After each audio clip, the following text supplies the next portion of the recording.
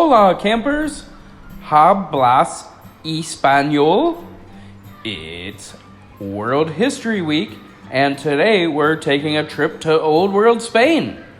We're going back to the late 1930s, to the bloody, hard-fought Spanish Civil War, a war that tore the country apart, a war that U.S. Ambassador Claude Barrows once described as a dress rehearsal for World War II. Wow, isn't that fun? History is magic. And terrible. Well, kids, you can thank groundskeeper Jacinto for his hard work in decorating the camp in today's war theme. Note the very large, unexploded bomb in the courtyard. It's still ticking. Muy authentico! One urgent and surprisingly specific note from Jacinto. Please do not go into the basement of the main cabin. It's flooded and slightly haunted. Wait, again?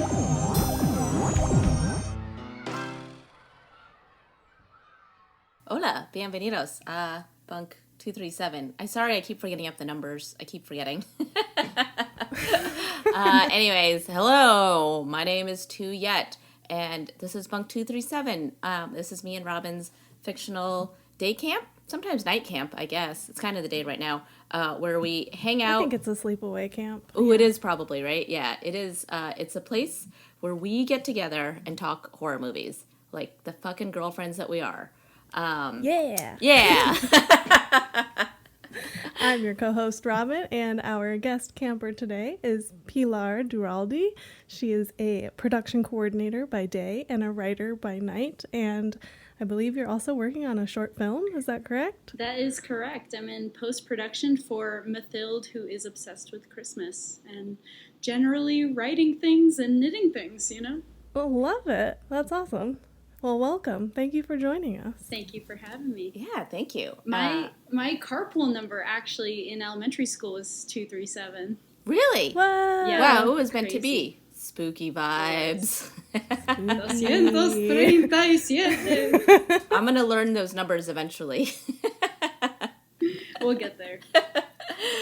Today's movie, and the reason I keep fucking up Spanish, is that we are watching The Devil's Backbone, 2001, directed by Guillermo del Toro. It is set in 1939. We are 3 years into the Spanish Civil War. Unbeknownst to the characters, of course, this is the final year of the war. We are in a remote part of Spain at a boys' orphanage. Population is like 25 people, mostly young boys. Definitely more boys than adults, and definitely one ghost. And the story unfolds. At first, that's true. At first, Every ghost counts. Every entity counts in this town. which feels like there's like a lot of entities is like the thing, right? Because I think this is more of a gothic ghost story than a horror movie, right? Which, I mean, honestly, first question, what's the evil here? This is open to anyone, like, because I think we know that ghosts aren't like the big bad monster in this one, right? I honestly think that the big bad is greed, because the person who is inflicting the violence is after the gold, and anything that gets in the way is subject to violence. And if you're thinking of this as, you know, what rushes in fascism in Spain, hopefully, you know, not like what we're going through right now, but that's, I think, the evil. And because even the bomb that's supposed to be alive is dropped from planes in the war.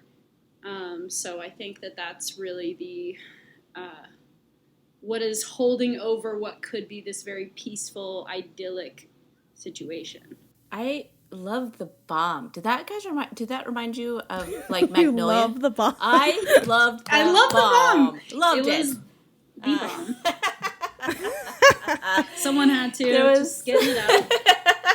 There was something, I mean, I think that a lot of this movie is very poetic. It's very beautiful and very poetic. And like the thing that I like about the bomb is that for me it was like a little bit of a telltale heart kind of object for me, that it was like this inanimate object that was like ticking. It was in there. It was also like a very, I think, a lot of sort of Edgar Allan Poe influence of like kind of dark goth shit. And Yeah. and I like In that very it was bright Spain. yeah, totally, yeah. So dreary, like the color tones were so like so warm and muted, but like kind of beautiful, you know. Fashions were excellent, and it's like, I hate to say that because it's like, I know you're like romanticizing, you know, Civil War times, but like, dang, cool outfits, right? It's nice to look good anytime. That's very true. But it's like, I did feel like the idea of sort of everything was a little evil, and maybe that's sort of the multitude of the movie, and Guillermo del Toro is like, everything's a little good and everything's a little evil, you know, because the bomb that like didn't go off but was ticking, but was this sort of, I don't know, this like great analogy, like a real big physical thing that happened on the day that this boy died, and that everyone was kind of in limbo. I think that was like the theme of everything, right? Was like the bomb's in limbo, the boys are in limbo, the war is in limbo, like the fetuses in like rum are in definite limbo. Yeah. Ghosts in limbo. But I did have I was trying to think harder because, like, you know, usually in ghost stories, it's, you know, you're trying to purge the ghost. And I think this leans so much harder on the fantasy element where monsters and ghosts and these entities are part of the natural world versus something that you need to purge from it. And I think that's a big sort of Guillermo del Toro thing. Yes, totally. And I think part of the way that he shows that is by not he does do jump scares occasionally, but he just flat out shows you like the ghost boy's face with like a full on, you know, moment on screen, and he didn't cut away, and it wasn't like this like scary other thing. It was just sort of, he was Santi or whatever, it was just like sort of part of the landscape and showed up when he needed to show up. And you know, at first the little Carlos and the other boys would run away from him, obviously, because they were scared, but eventually they sort of realized what he needed from them and that he wasn't scary, and it was all, yeah, it was like, these are kids who are friends and they're in it together, and it could have been any of them in theory. And so, you know, because they set it up as, oh, he's sleeping in his bed, and immediately you're like, oh, I know where this is gonna go, we're gonna have some sheets be ripped or something. right. But I think it's kind of nice that there's this protective element, and that, I mean, just the whole like building of the teamwork between the boys and how they mend their bridge and how they work through fear is so sweet. I was really but it's also brutal, like just what those boys had to go through was so brutal, and their lives were so brutal. Right, I mean, that's even how like they that's relate like part of to the each horror other. of the movie.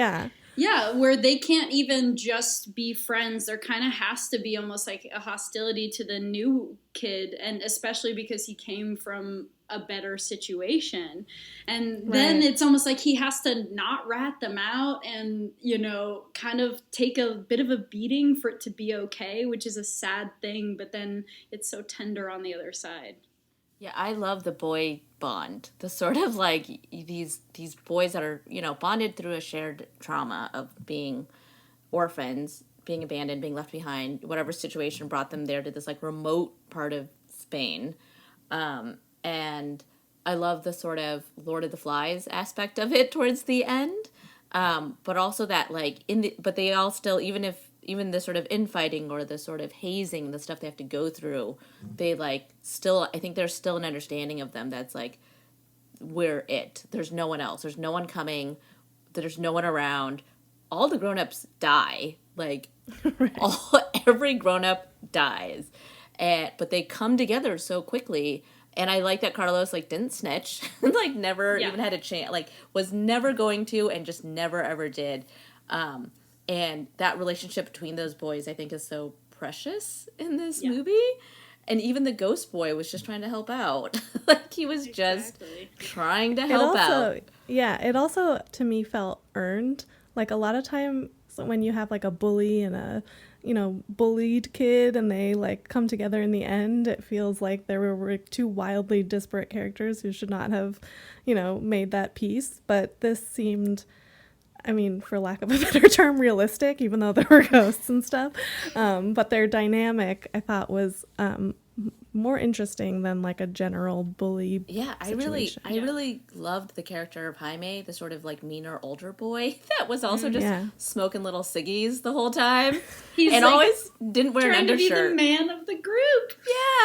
Yeah, and I love that dynamic because he's also obviously still like younger than Jacinto, who like was the actual bully. But even him, like you felt bad for him, you kind of understood that he had a rough life, that he also like probably at an age during this war understood the Civil War a little more than young boys did, because young boys are just like, when you're young and you're in an orphanage, maybe that's all you know. But I think Jacinto had been there a lot longer, so it was a little more jaded. You could feel so much empathy for him, even though he was a terrible, real piece of shit.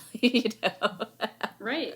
But he's kind of a piece of shit a lot because of the money component and just what it is to be in this rural space and how they made their money off of the baby rum.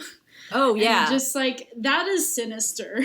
And then they're going into town and they're killing people in the town square. And so you see why he would have that survival instinct. Yeah. Can we talk about this baby rum? It was like that scene. I wrote what the fuck with the baby juice. That was my note. My note was broken baby rum. I was like, is this the Antichrist rum? Because a devil's backbone and the baby you see the spine. So I was like, is this going to be now a potion horror movie? Are we going to see like this be a part of it? I think he sets up so many could be evils. Like, oh, here's the lady with one leg. Like, who knows? She might be the really strict headmistress. Here's the ghost. Here's the baby juice, And then those are not the big bads. Totally, yeah. And all of this, like, right up front in the beginning, you know what they say about, like, the first act? It was, like, if 10 minutes, ghost, gun, bomb, peg leg lady. I was surprised that the ghost showed up right away. For some reason, I thought it was going to be more of a slow burn. I mean, I think that's where you kind of get confused. You think, well, then are we going to have the ghost moments? Or then what does the ghost lead to? If we already know, like, there he is with a head injury, we're going to learn about that soon. Because that's the other thing is it's usually like end of the second act, like, here is the history now. Right. We're going to catch you up on all the spooky stuff, and then it's all going to happen. I think it's a very Guillermo del Toro thing to, like, not hide his hand, but it also, I think, made you question whether, like Pilar said, the ghost was the scary thing, like whether he was going to be the evil or not, because all of a sudden, like, he's sort of having this game of tag with Carlos where they're like trying to find, he's trying to find him at night, and he gets less and less scared of him over time. Yeah. Which is interesting because I feel like that was also his relationship with, like, Jaime, right? In the beginning where it was like he was a bully, but then he became friends with him. And then, like, with Santi the ghost, he was a bully, but then he became friends with the ghost. And then the interesting sort of, I like that you called it a game of tag because that is sort of like how they bonded was that, like, they kept running into each other in the hallway. But there is something kind of about that kind of playfulness, now that you say that it does feel like, oh, was kind of part of this growth between the two of them. I did also notice that scene when he is running down the hallway. It reminded me of, like, when you psych yourself out, like going to take out the trash and you run back to the house or something. Yeah. I felt that same scare when he was running down the hallway. I was like, oh, I know that feeling. And now I know you should run from ghosts like that. It works. They can't go through doors, is what I learned from this movie. They're kind of just like humans, Yeah. They have limits. Then there was also that line, I forget exactly what point in the movie it was, where the ghost says, "Many of you will die." And you're like, okay, is that the ghost? killing people, or is it's like phrased weirdly and you're like, is this a warning, is this a threat, is the ghost this scary I think thing? it's moments like that where the pacing earlier on and with the ghost specifically feels a little muddled, and it ends up all paying off, but at first you're just kind of like, well, yeah, what's gonna happen? And then you think that there's going to be a killing spree, or that things will start happening to the boys, and it doesn't. And then you're floating a little, and then it kind of like takes you to a different stream. Yeah, totally. My big question at the beginning, when, you know, they show flashes from the night that Santi died, and in my mind I was like, it was connected to the war and the bomb and, you know, attacks on the orphanage. And I don't know about you guys, but like when it was finally revealed that Jacinto actually killed him, I was like, oh, of course. Like, I was like, oh, this makes so much sense. But I was so surprised because I wasn't thinking of like, you know, I was thinking of the ghost being this. I mean, I guess he sort of was out for revenge, but he was definitely out for revenge. Yeah. He said, right. "Bring me the head of that boy."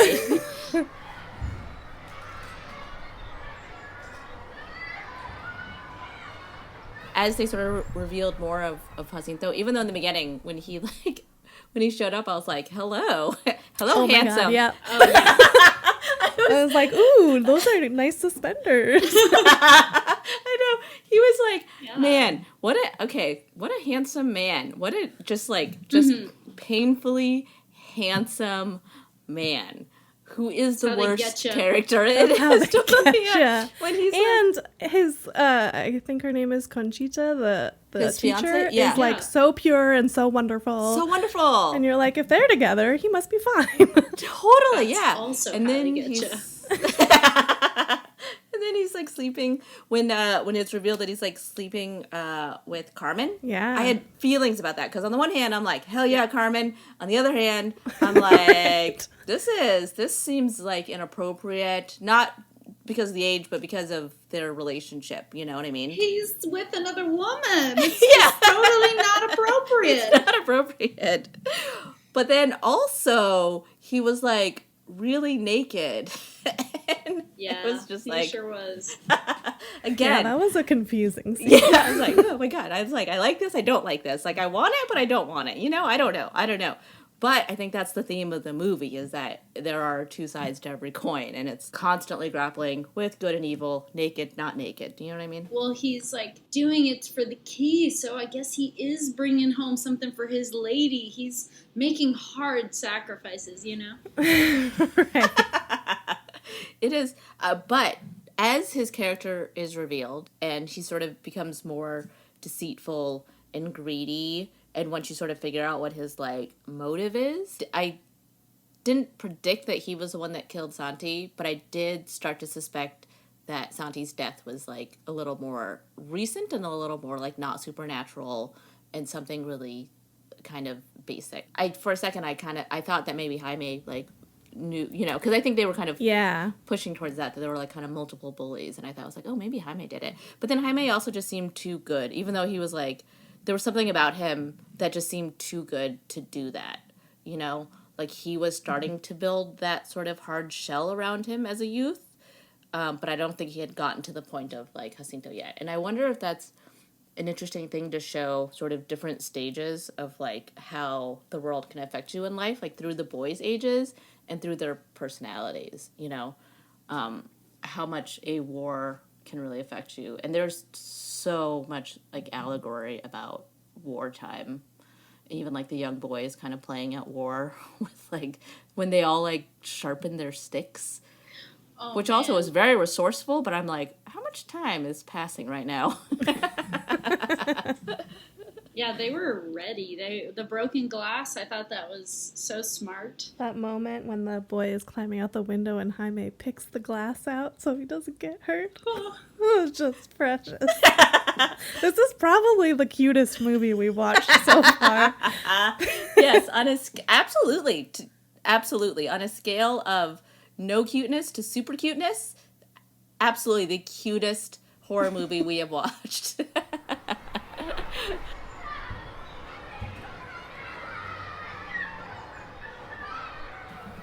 dialogue, which is interesting. So, Pilar, maybe you can speak to this a little more, but like, it was such flowery language from the doctor all the time, but also like, which was very cool.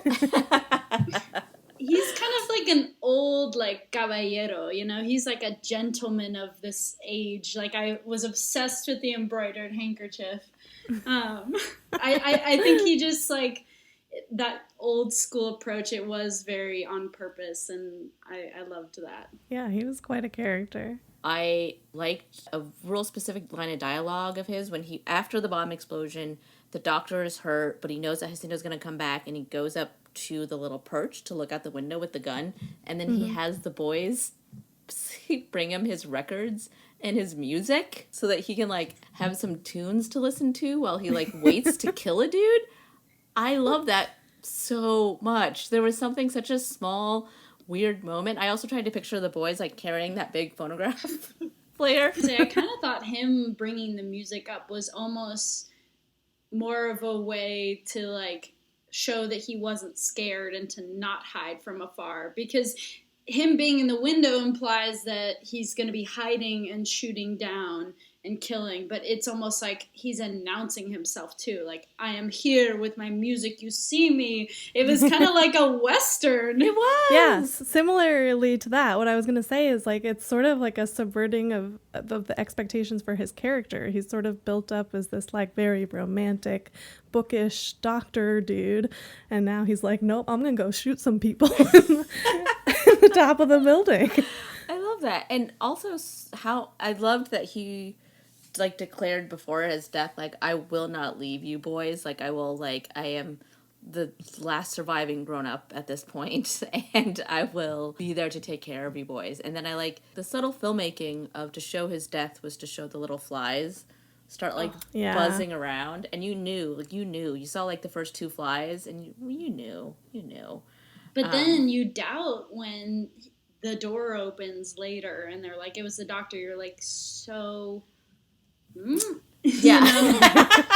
I had that same moment where I was like, so he's not dead? He's cool? And then it was like, oh no, he's dead. He's just, I guess, a really active ghost, like, real quick. I mean, there's also that he ends up being the narrator, right? Yeah. And there are those that, I think it's, what is a ghost is the question, and it's all these things, and you know, ghosts are alive, basically, is what the answer is, right? Like, ghosts are they're out here.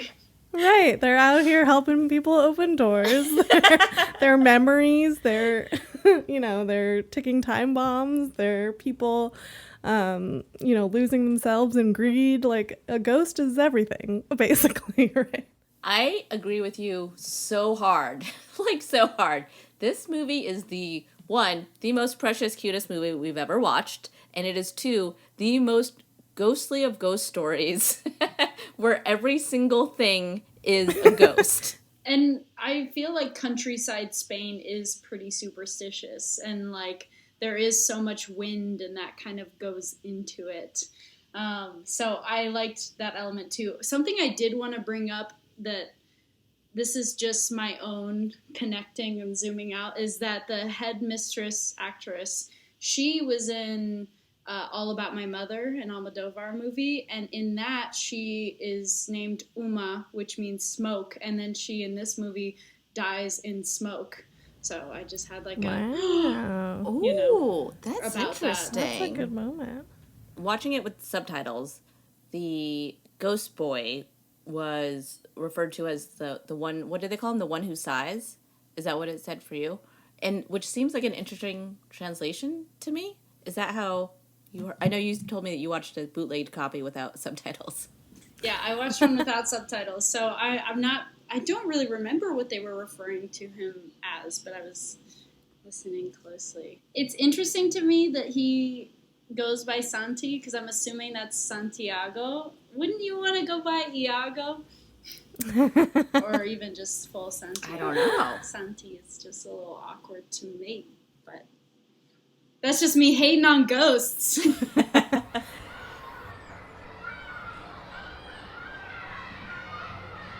There's so many sort of parallel things, right? Like, a broken baby from dead boy in the cistern, sort of how he thought, or Jacinto thought the gold was going to free him, but it actually weighed him down. Storytelling is easy, you guys. I mean, can we talk about the gold being in the leg? I thought that was so piratey. I was into it. It was so good. We have to talk about Carmen because she is sort of depicted at the outset as just like the stern headmistress, and then very quickly you realize she's like super badass. Super badass. Yeah. Love her. She's got sweet digs for this middle of nowhere, you know?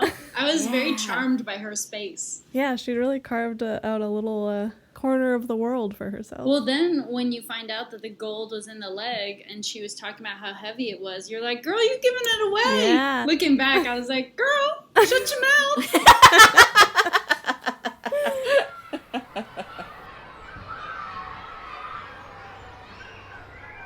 Should we talk about the fiance? What is her name? Conchita. Oh, the little... Conchita. What was it? A cigar wrapper that was the ring? Yeah. A cigar wrapper. It's like he's trying to be a man.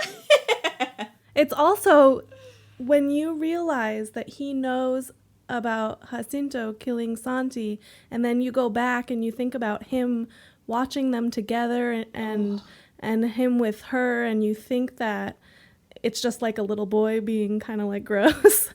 You realize that he's just trying to protect her from this evil man. Exactly. And it becomes so much sweeter. When he gave Conchita that the cigar ring, oh, so sweet. And that's such a small character thing that I loved when he turned it to her like that, you know? Without knowing Jaime's story at that point, you're just like, oh, he has a crush. That's so cute, you know? Yeah. I like that she also holds out for the kids. She does not have much time to process that her fiance really is a monster. Right. And to think of like how, I mean, again, being that desolate, how he must have been her world and how she had hopes. So for her to like defend the kids in that way was really special too. And I like that, of course, when she stands up to Jacinto, and she won't and like she ends up getting killed for that. And I do like how like she knew right away, like after the explosion, she was like, no one's gonna hear us, no one's gonna come. We're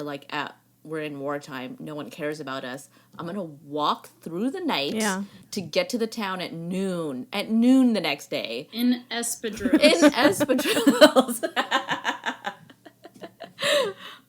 And just knowing but just like her resolve to be like, I have to go do this. It was a good villain moment too, where he's like, because I'm in front of my friends, like say you're sorry. It was just like, that is so sinister, and it shows you like, oh, we're done for. He's coming for us all. And how weak he is too. Yeah. You know? I mean, is that sort of what we call toxic masculinity? This sort How of you say?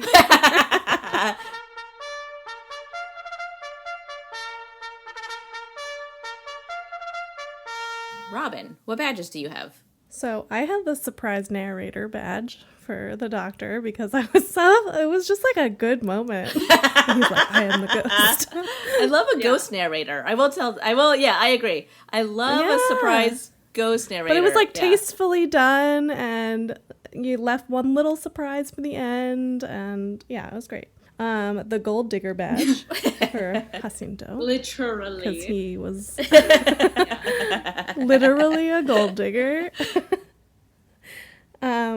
This is something that we didn't talk about that I had, is the Doogie Howser badge for Carlos, because he somehow has all this medical knowledge once his friends get hurt, and he's like picking pieces of glass out of his friend, and he's wrapping he's setting his friend's ankle. I think there was a throwaway line where he was like, yeah, the doctor told me that this is what I do. And I was like, sure.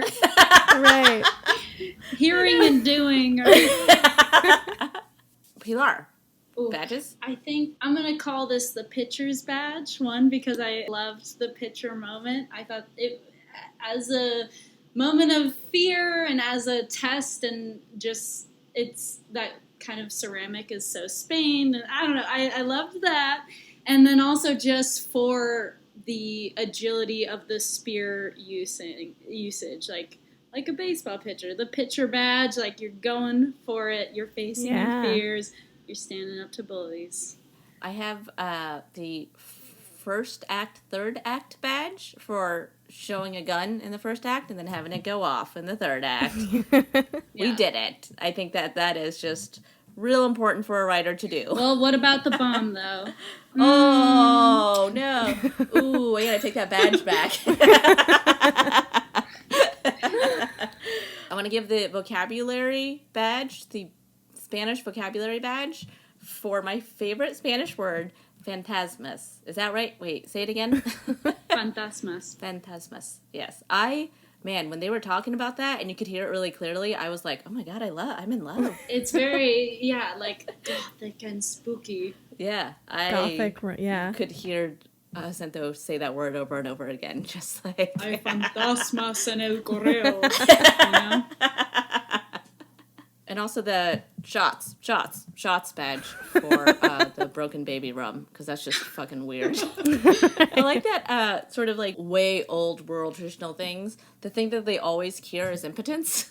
But I love how the doctor said that he was a man of science like 2 seconds before taking a shot. Pilar, where can we find you on the internet? You can find me on Instagram at Pilar, and you can find my short film at Obsessed Mathilde, and that's with a THILDE for Mathilde. Awesome. Thank you so much. Pilar. Yeah. Thank you for having me. This was great fun. I love talking about my country life.